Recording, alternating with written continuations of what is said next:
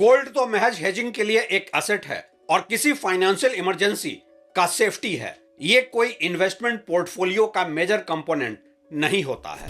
Gold तो एक dead investment है और इसका कोई प्रोडक्टिव यूज थोड़ा ही ना है। गोल्ड की होल्डिंग तो उस दौर की बात है जब मार्केट में फाइनेंशियल प्रोडक्ट्स अवेलेबल ही नहीं थे। वेल्थ बिल्डिंग के लिए तो आपको फाइनेंशियल एसेट्स में ही इन्वेस्ट करना चाहिए जहां की रिटर्न्स मल्टी बैगर मिल सकते हैं। कोई भी इन्वेस्टमेंट आपको फाइनेंशियल एसेट की तरह रिटर्न दे ही नहीं सकता है। अरे नहीं, स्टॉक मार्केट तो जुआ सट्टा है और आपको इससे बचना चाहिए। कई पीढ़ियों से ही लोगों ने पैसा बनाया है तो बस प्रॉपर्टी में।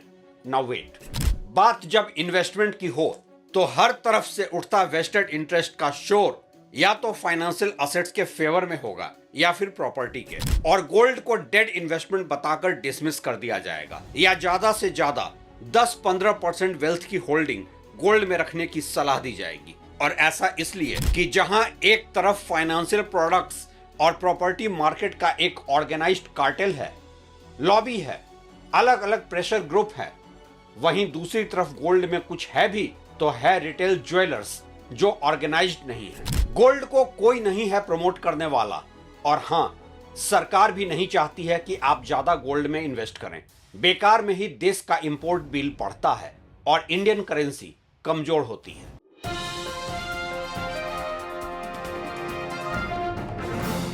नमस्कार, आप देख रहे हैं ट्रैक टू रियलिटी और मेरा नाम है रवि सिन्हा। गोल्ड वैल्यूएबल तो है लेकिन प्रोडक्टिव कतई नहीं है। यह तो बस आम इंडियंस के घरों में तिजोरी में बंद किसी मुसीबत का साथी है और इसका रिटर्न आम तौर पर इन्फ्लेशन के ही बराबर मिलता है। यह है आम धारणा, या फिर यूं कहें कि एक ऐसा नैरेटिव जिसको कि प्रमोट करने के पीछे कई पार्टीज का वेस्टेड इंटरेस्ट है। लेकिन रुकिए, अब मैं आपको एक ऐसा सच बताने जा रहा हूं जो आपको चौंकाने जा रहा है, और वो सच है ये कि गोल्ड का रिटर्न किसी क्राइसिस, किसी फाइनेंशियल इमरजेंसी में ही नहीं, ओवरऑल लॉन्ग टर्म में ही ना सिर्फ कॉम्पिटिटिव रहा है बल्कि सबसे ज्यादा रहा है। यह रहा है बेस्ट रिटर्न का असेट, और ऐसा दावा किया है एक रिसेंट रिपोर्ट ने। 2025 में गोल्ड के ऐतिहासिक कीमतों में तेजी के बीच दिया जा रहा नैरेटिव कि यह तो एक एक्सेप्शन है क्योंकि दुनिया भर में एक इकोनॉमिक अनसर्टेनिटी है और इसलिए गोल्ड प्राइस इतना ऊपर जा रहा है।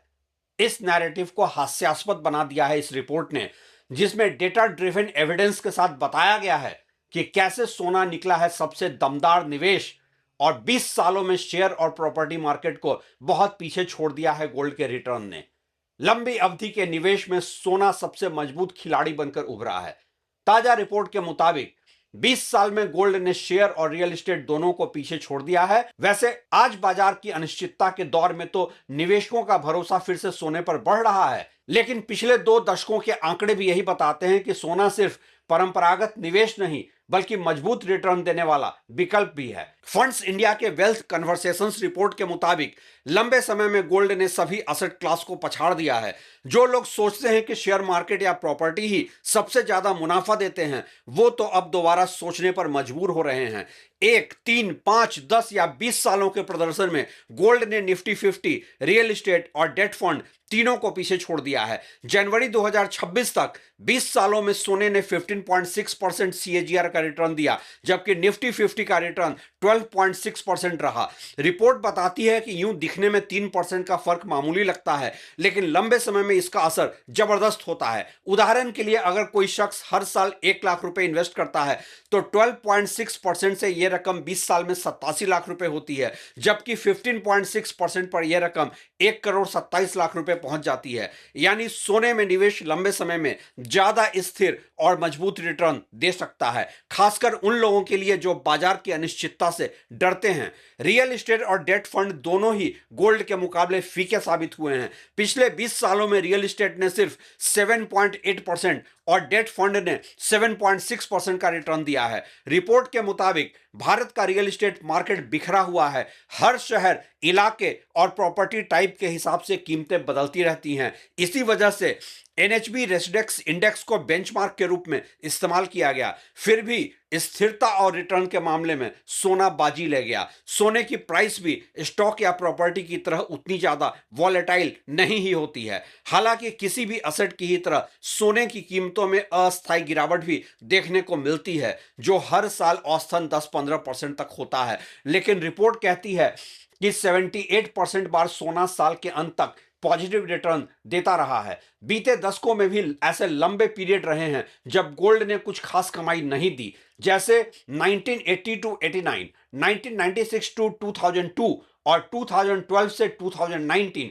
फिर भी इतिहास में देखा गया है कि सोना हर 10-15 साल में महंगाई से ऊपर का रिटर्न देता है, यानी यह हमेशा रिटर्न्स का राजा रहा है। सोने के स्टैग्नेंट पीरियड को इस लिहाज से टाइम करेक्शन भी नहीं कहा जा सकता है, क्योंकि गोल्ड जब दोबारा प्राइस रैली बनाता है तो ओवरऑल दूसरे असेट से ज्यादा ही रिटर्न देता है। और शायद यही वजह है कि अब आम निवेशक भी गोल्ड की अहमियत समझने लगे हैं। जनवरी 2026 में गोल्ड ईटीएफ्स में 24,000 करोड़ रुपए से ज्यादा निवेश हुआ, जो दिसंबर के मुकाबले 2 गुना से भी ज्यादा है। वित्तीय सलाहकारों का कहना है कि हर पोर्टफोलियो में 10-15% हिस्सेदारी गोल्ड की होनी चाहिए। यह न सिर्फ महंगाई से बचाव देता है, बल्कि मार्केट में उतार चढ़ाव के समय स्थिरता भी लाता है।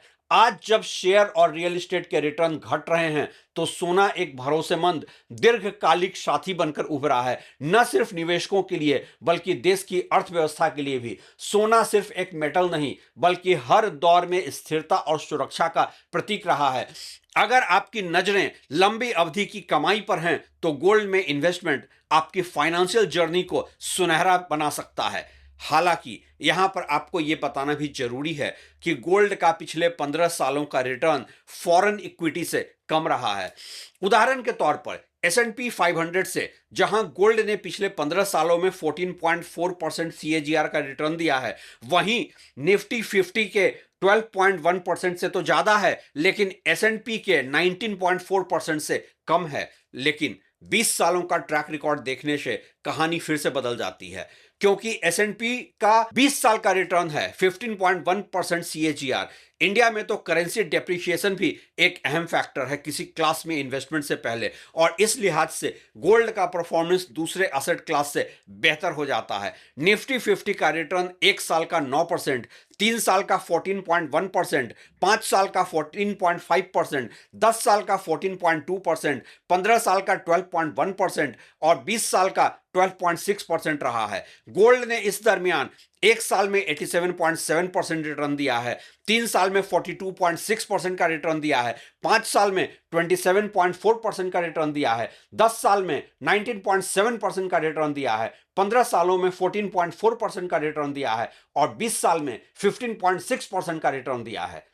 इस डेटा ड्रिवन एनालिसिस से एक बात तो साफ हो जाती है कि गोल्ड को लेकर जो एक ट्रेडिशनल सोच रही है कि गोल्ड तो बस एक इन्फ्लेशन बीटिंग रिटर्न ही देता है, वो सच नहीं है। और लंबे पीरियड में भी गोल्ड ने इन्फ्लेशन को कम से कम 5-6% से पीछे छोड़ा है। हाँ, यह भी सच है कि गोल्ड बीच बीच में थोड़े समय के लिए कम रिटर्न या रिटर्न नहीं भी देता है, लेकिन किसी और असेट क्लास की तरह से यह वॉलेटाइल भी नहीं है। ज्यादातर ही क्रिटिक गोल्ड के 0% रिटर्न की बात करते हुए 1980 टू 89, 1996 से 2002 और 2012 से 2019 का उदाहरण देते हैं। और यह सच भी है कि 1980 के हाई से दोबारा गोल्ड को नया पिक पॉइंट बनाने के लिए 10 साल का लंबा वक्त लगा था। यह भी सच है कि गोल्ड ने बीच बीच में 10-15% का प्राइस करेक्शन भी होता है, लेकिन 100 में से 78 बार गोल्ड ने साल की शुरुआत से अंत किया है पॉजिटिव रिटर्न के साथ ही। गोल्ड को जनरली इन्फ्लेशन से 2-4-5% ज्यादा रिटर्न के असेट के तौर पर देखा जा सकता है। इंडिया में गोल्ड प्राइस तय करने के पीछे एक नहीं कई फैक्टर्स हैं। सेंट्रल बैंक की demand, US yield rates, mining cost, inflation, fed rate policy और इंडियन करेंसी की डॉलर के मुकाबले में स्थिति। यह और बात है कि इन फैक्टर्स को देखने की बजाय रिटेल इन्वेस्टर्स गोल्ड को कम रिटर्न का असेट इसलिए समझ बैठते हैं कि गोल्ड को वैसे प्रमोट नहीं किया जाता है जैसे कि फाइनेंशियल असेट या प्रॉपर्टी को। ज्यादातर इन्वेस्टमेंट एडवाइजर भी गोल्ड की होल्डिंग पोर्टफोलियो में 10-15% से ज्यादा की सलाह नहीं ही देते हैं। लेकिन आज जबकि डेटा यह दिखा रहे हैं कि गोल्ड का रिटर्न इक्विटी, डेट फंड,